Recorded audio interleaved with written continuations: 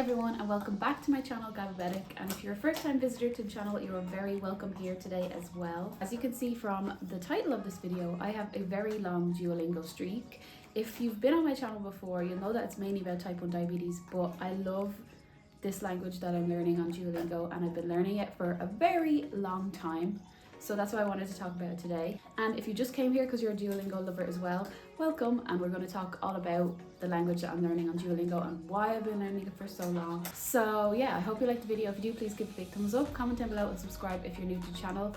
And let's start talking. So first of all, what is this language that I've been learning for so long, so very long on Duolingo? And that is actually Norwegian. Now you could probably tell from my accent that I'm definitely not from Norway or any Scandinavian country for that matter. I'm from Ireland.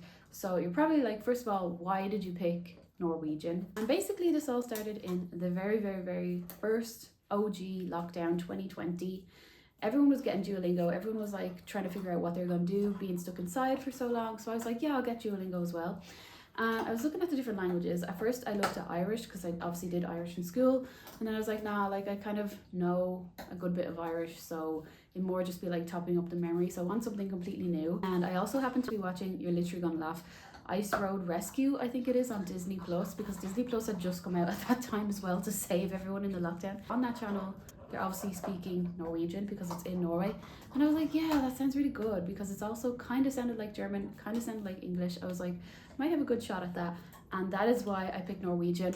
And that was in 2020, and here we are in 2024 now. So as you can see from my Duolingo screen, my streak is 1,294 days, which I don't know how I've kept that going, to be honest, but that means about 3.5 years. So yeah, it's been a very long time learning Norwegian on Duolingo. Before I get into the whole Duolingo thing, your first question is probably, after 3.5 years, how are you in the language? Are you fluent, or are you like just really basic? I'm definitely not fluent, like I would say that myself. I have an idea what level of the language I'm at, but we'll talk about it a bit more in the video. But I'm definitely not fluent, like even after 3.5 years. And it's basically self-taught, this language. Like I haven't done online classes or spoken to anyone Norwegian online or anything. So it's all been through Duolingo itself and other resources, which I will talk about in a few minutes. So first of all, let's talk about Duolingo itself. Do I think Duolingo is good, or do I think Duolingo is bad? Did it help me really get to where I am in the language today? Like the answer, I think, is there's pros and cons with Duolingo. So let's talk about the pros. I definitely think it was the best first step to learning Norwegian, because what Duolingo does really well is just give you loads of vocab, like so much. And I like, now when I started it was kind of old style Duolingo, so it looked a bit different than it is now. But I liked that each unit was a topic or a few topics, and each kind of circle, that stone, I don't know, stepping stones that you go through has its own topic. So you could like focus on that particular. So like obviously when you're starting off, it's very easy topics like the family. That I think that's the very first topic on the Norwegian Duolingo anyway. So you're learning words like a brother and bror, or like a mother and mor, that kind of thing. And you're just learning these words, but like you start off very easy topics.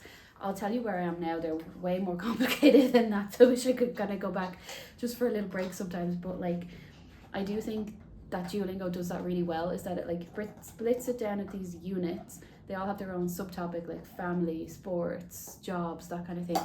And then even in that has like almost like stepping stones, I'd call them, like little circles that you go through.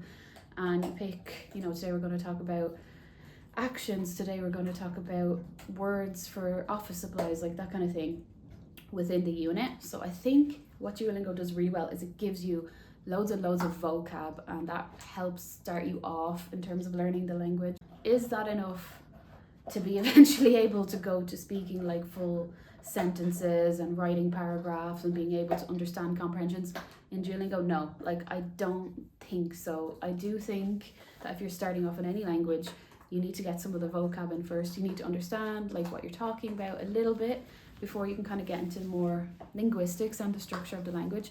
But I do think that's not something that's really explained well on Duolingo, and I think I needed my other resources, which I'm going to show you now, in order to get to where I am today. So like I said, Duolingo is great for getting some vocab, getting some sentences in there, like kind of learning question words, especially in Norwegian, like va, vor, hvordan, that kind of thing. So yeah, Duolingo is really good for getting the vocab first of all, and getting things like question words so they can start to put things together, like who, what, when, that kind of thing. But I don't think if you even completed the whole Duolingo, which I nearly have, that you would be fluent or even kind of know how to put sentences together. I don't really know. Like, so what I did was I decided, how am I actually gonna really learn the language? And I think you need to use other resources. So where I decided to go was I decided to see what other things were there available online, free or at least cheap, in order to start off with the language. So my very first book, and like I said, everything I've done is self-taught, was actually this one. Obviously this is not sponsored by Teach Yourself, but I really like their books. So I started with the absolute beginner course, obviously, because I've never done Norwegian before. The best thing about this is the book's in English, and then the words that you're learning are like in Norwegian. So like, here's an example here. Like I was just learning, basically building on what I kind of learned in Duolingo, but also then it got a bit more complicated. Like there was actual dialogues and things to listen to and questions. So I started off with like a very basic level course, and as you can see, in terms of how people, you know, score your fluency of a language in the CEF-OR guide, I'm like very beginner, down here all the way at like A1 at this point. So like I was kind of doing Duolingo at the same time and then doing like a few pages out of each chapter for this. You know, when you do like a topic on Duolingo, like family, let's say that, I was also writing it down in my own kind of like vocab notebook. Anytime I learned a word with whatever topic, I'd either write a new topic in my vocab that I learned on Duolingo, or if I learned a new words for that topic on Duolingo, I'll start adding it into here. So eventually this whole book is just split into like different vocab groups, and I think that's very important. Obviously sometimes the words will come up again on Duolingo when you're doing the unit, but like once you pass that unit, it's not necessarily going to come up again. So at least when you have a vocab book yourself, you can go back and say, oh, I want to look over like the family, I want to look over the school topic, even though I'm learning a completely different topic on Duolingo. Like it doesn't necessarily always give you the option to revise on Duolingo, so I think you kind of have to do that yourself. But yeah, basically this is how I really learned. So I was learning new vocab and phrases on Duolingo, but also teaching myself with these books at the same time. So once I finished Absolute Beginner, I moved on to this one, Beginner to Intermediate. See, this is over a few years, please remember this. So then I went on to the Mystery of Nils, which is actually a really good one if you are learning Norwegian, because it's a story. It's still like in English telling you what to do and how to learn, but the actual story is in Norwegian, but then the words are in English as well. So I don't know what level this is. So I'd basically done 3 books plus a lot of topics on Duolingo. So I've done Absolute Beginner, Beginner Intermediate, and the first Mystery of Nils. So I did them. Another thing that Duolingo doesn't do great is grammar. Like there is grammar on Duolingo. Like say like the gender of something is given on Duolingo, like en man. That's a man, but the en means it's a masculine. Well, it can be feminine too, but you know what I mean. It's masculine, en man.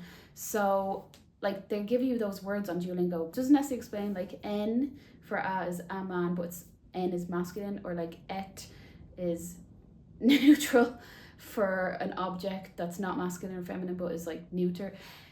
Like Duolingo doesn't explain the grammar, so you need to find something to teach you that yourselves. Those books did that. And then I also started my own notebook of like when I learned those things in the book, to start making notes myself. So like you can see what I'm talking about here, like en is masculine, feminine, neuter, and then all different things. Starting at easy things and then like going on to harder things like the past tense of verbs and stuff like that.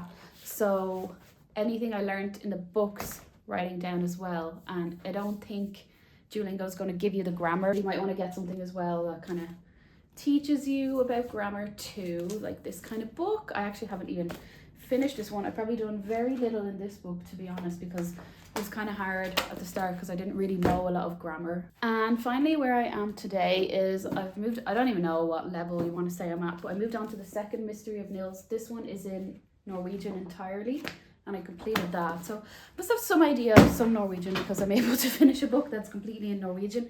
And then I'm on this one, which is the intermediate to advanced. And I think this is the last book that I'll have. I'll have to have a look after that, but I'm only at the start of that. And I also, these things are great short stories because they're like all completely in the language. And then if you don't know any words, you can look them up yourself. So I do think you need to rely on yourself to teach yourself the language fully. But like Duolingo is like the foundation, if that makes sense. So I did complete the whole Norwegian level bookmal on Duolingo. And then they luckily added in some more units because once I'd finished it, I was just kind of going over like topics I'd already done and trying to keep the streak. But now they've added new topics, which is what I'm learning at the moment, which is really good because I'm learning some new phrases and different topics. I think the topic like that I'm on at the moment is like world history, so it's a lot more complicated than like the family. But like that's why I'm keeping my streak on Duolingo, because I feel like I have all these other things that teach me grammar, that teach me dialogue and things like that, and more obviously more intense vocab and verbs and phrases and things like that. But Duolingo like is giving me the new words. It's helping me. Like obviously everyone knows Duolingo puts pressure on you to do it every day. I don't think I would do that every day. I don't do the books every day. I probably do them like, I'm really busy at the moment, so like every few weeks if I get a chance. When I was in the lockdown, obviously I had more time, so I was doing them really intensely then. But I still keep up my Duolingo because I think that's what's good. Like it's the pressure of the L. He makes you do it. So I think they're really good for actually getting you like gripped, keeping you there and making you keep learning. Because if it was just the books, I'd probably have dropped it off a long time ago. So definitely, you know, that L is putting pressure on. So yeah, basically every day I try to do just at least one Duolingo lesson. I don't know what I'll do when I finish the Norwegian that I've done at the moment, because, and especially when I finish my last book, because I don't know what I'll do. How do I think I feel? I did go to Norway. I went to Norway in 2022.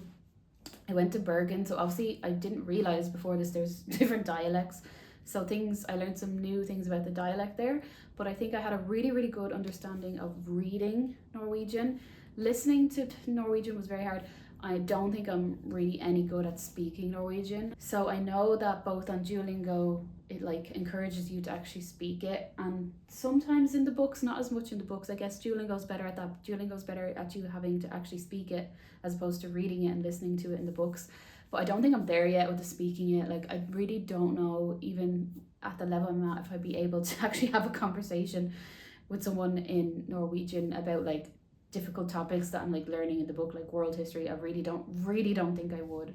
Duolingo's like the OG, like it's like how it got you here today, and it's really good to start off learning, I think. So what's good about Duolingo, basically really good to start off giving you the phrases and the vocab, good in terms of getting you to speak it and listen to the language, and then really good at keeping the pressure on at keeping you learning the language. You know, we've all been there when like you see the notification come up and you're like out and you're like, oh, haven't done my Duolingo. Like literally so many people like that. So yeah, that is why I think it is really good. I hope you liked my video. For anyone who usually watches my channel, I hope it was a little new insight into the things that I enjoy. And if you're new to the channel, please subscribe, comment down below if you enjoyed the video, and give it a big like if you did. Let me know if anyone has any other things about Duolingo or resources to learn Norwegian, because I would really appreciate that. Thanks so much for watching, and I'll see you all in the next video, and hope the Duolingo L doesn't come for me now that I kind of slated some of the Duolingo, but I do like it.